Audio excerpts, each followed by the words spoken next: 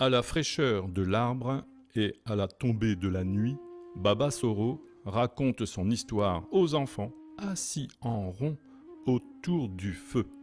Il était une fois un grand-père qui partait au marché avec son âne et son petit-fils. L'enfant est fatigué, alors le grand-père l'assoit sur le dos de l'âne. Il traverse le premier village.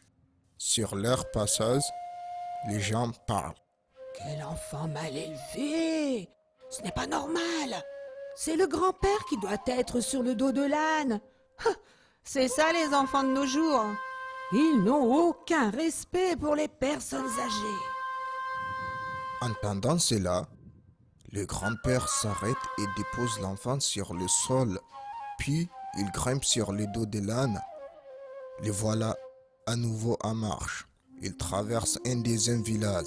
Sur leur passage, les gens parlent. Quel méchant grand-père! Mais vraiment, il n'a aucune pitié. Ce n'est pas normal. Il laisse marcher l'enfant qui est petit, qui est fatigué. Et lui, ah bah oui, il voyage tranquillement sur le dos de son âne. Entendant cela, le grand-père descend de sa monture. Il donne la main à l'enfant et toutes les deux avancent avec l'âne à leur côté.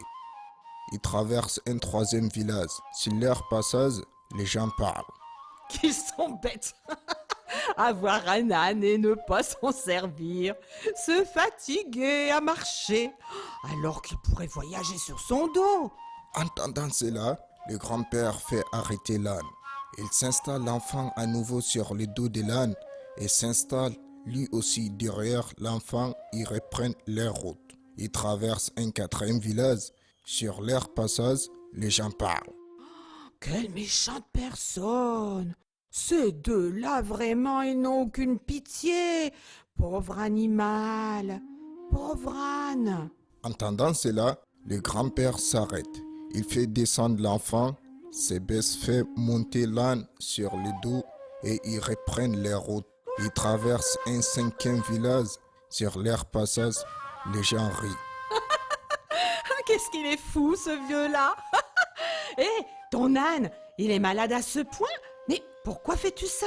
Mais depuis quand les ânes voyagent sur le dos de leur maître? À la sortie du village, le grand-père s'arrête et parle à son petit-fils. Tu vois, petit, les gens ne sont jamais contents. Tout ce que tu fais sera critiqué. C'est à toi seul de savoir quelle est la meilleure façon d'agir.